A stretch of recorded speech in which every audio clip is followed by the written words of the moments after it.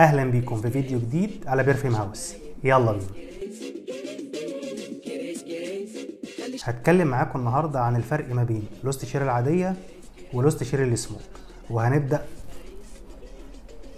بحب الاول لوست شير العاديه. نرشها مع بعض كده.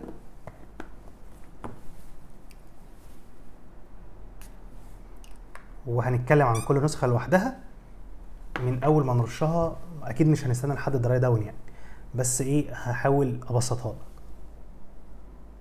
بص يا سيدي، العطر ده في الافتتاحيه في لوز مع كريس حامض، وفي حته بوزيه كده اللي هو الحته البوزي يعني فيها ويسكي كده. بعد ما العطر ده بقى بيهدى شويه، طبعا عشان انا بحبه فهكلمكم عنه سريعا لاني مجربه كتير قبل كده. ده بيبدا باللوز مع الحته الحامضيه بتاعت الكريز مع الويسكي. بعد كده لما يهدى شويه هيبدا يديك حبه ورد وياسمين، وبعد كده هتظهر القرفه شويه، وبعدين في الدراي داون هيبدا ياخد الحته الكريميه، وده هيكون بفضل نقطه الصندل، وكمان هتحس ان هو مسكر شويه وناعم، وده هيكون بسبب الفانيليا والتونكا. اداء العطر ده معايا من متوسط لجيد بالنسبه للفوحان، وجيد جدا بالنسبه للثبات، وشايف ان هو يميل للجانب النسائي اكتر ما يميل للرجاله. وانا بصور الحلقه دلوقتي سالني صديقي الدكتور علي رسلان وقال لي ايه المميز في لوست شيري عشان تحبه قوي كده؟ قلت له كفايه اني بحبه، ده اول حاجه تميزه يعني. تاني حاجه ان حرفيا ما شمتش كريز في عطر من العطور شبه الكريز اللي موجود في لوست شيري. في ناس طبعا بتشم الافتتاحيه ده وكحه، وانا بعذرها يعني، بس انا تقريبا بحب الافتتاحيه لحد الدراي داون. في ناس بتحب الدراي داون، يعني بتحب ان هي تعدي الافتتاحيه وبعدين هتبدا تحب العطر.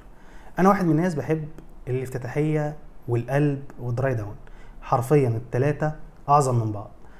ومش عاوز اتكلم كتير عن العطر ده، بس ليه عندك طلب بطلبه كتير في كل فيديوهاتي: بلاش تشتري عطر انا بحبه جدا، لان مش بالضروره انك تحبه جدا، ومش بالضروره اصلا انه يعجبك.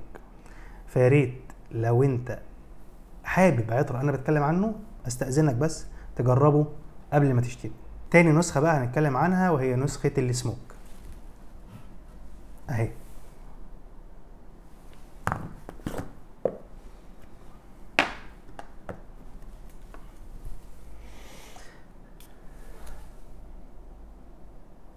تمام، بص بقى يا سيدي،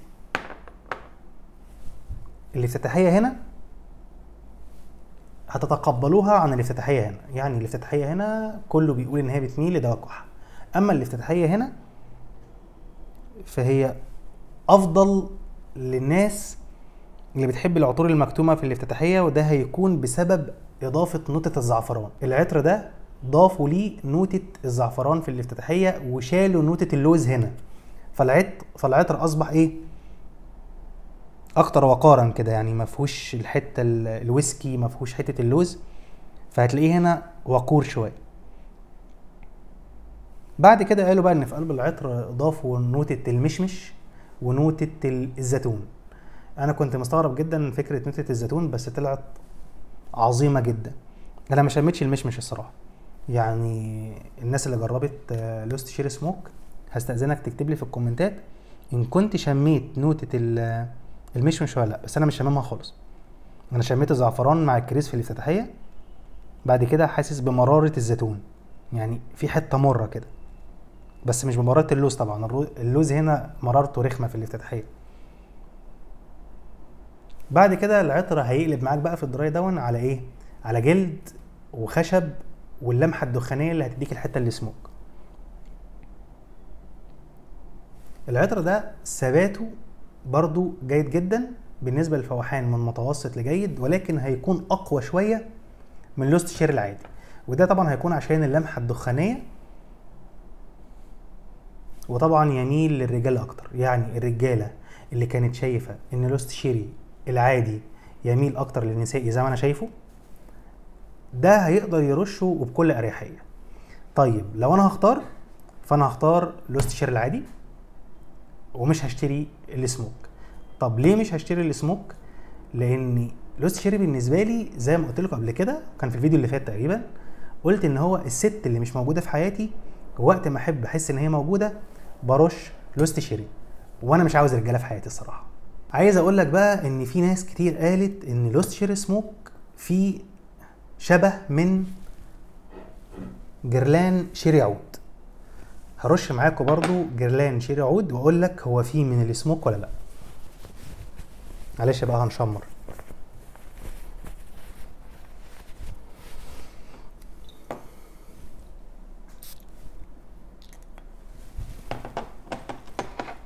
كريز كريز كريز بس.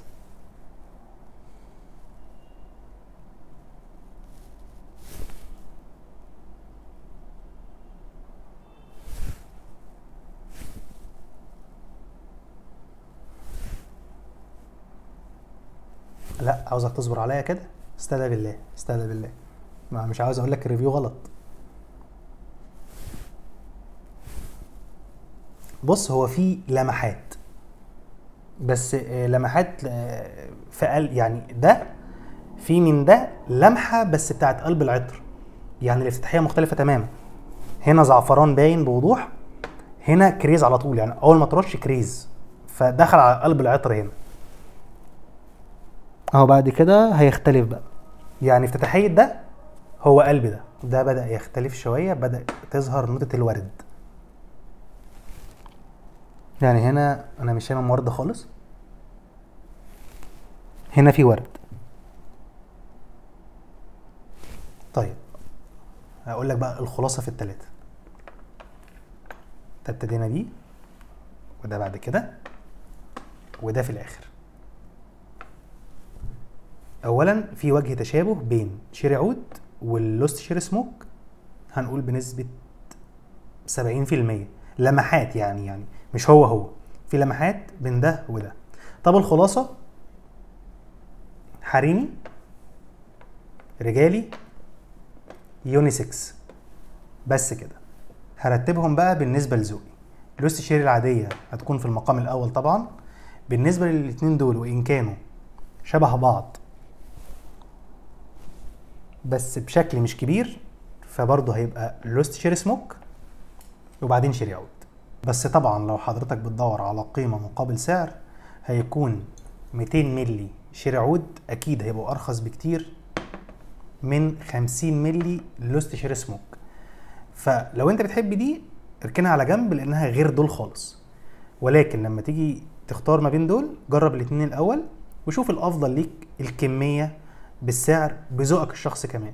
ولكن اختيارات الشخصيه هتكون بنفس الترتيب اللي قدامك ده: لوست شيري 1، شيري سموك 2، شيري عود 3. وهستأذنك لو جربت النسخ التلاتة تكتب لي في الكومنتات ايه اكتر نسخة عجبتك. ولحد هنا هنكون خلصنا حلقتنا النهاردة. ما تنساش تعمل لايك وسبسكرايب للقناة، وتتابعني على مواقع التواصل الاجتماعي، هتلاقي اللينكات في الديسكريبشن تحت. اشوفكم على خير في الحلقات الجاية. سلام.